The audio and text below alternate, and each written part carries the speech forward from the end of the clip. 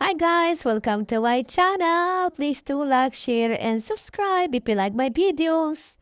Yan, ito guys ay kalahating buong manok.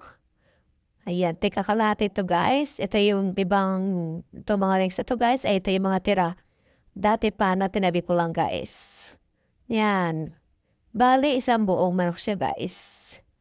At hindi ko na rin hihiwain itong kalahati at lutuin ko lang na siya ng buo. Ayan, nilagyan ko na siya ng asin at paminta. Ayan, lagyan natin guys ng cornstarch. Ayan, 1/4 cup ng cornstarch. And then, yan, kalahating cup ng flour. And then, lagyan natin ng 2 itlog guys. Yan, lagyan natin ng konting kalamansi. And then, lagyan ko na siya ng bawang para dagdag pampalasa.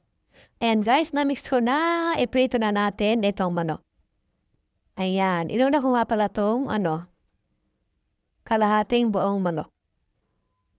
Ayan.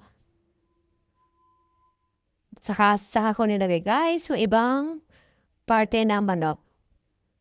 Yan, binaliktad ko na din guys. At yung iba guys ay naluto na.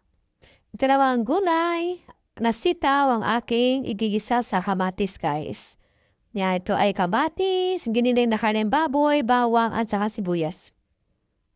Yan, luto na yung samya. Lagay ko na itong sitaw.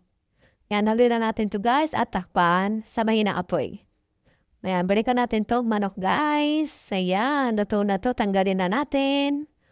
At ilagay naman natin yung ibang di pa naluto. Yan, ito na guys ang aming tanghalian.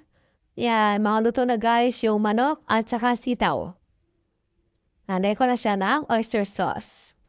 At konting paminta, magic sarap. Ayan. Ito na guys, alin natin. Ito na guys, luto na. Pati itong manok. Yan, ito na yung aming tanghalian. Sitaw at pritong manok. Simpleng ulam ngayong tanghalian.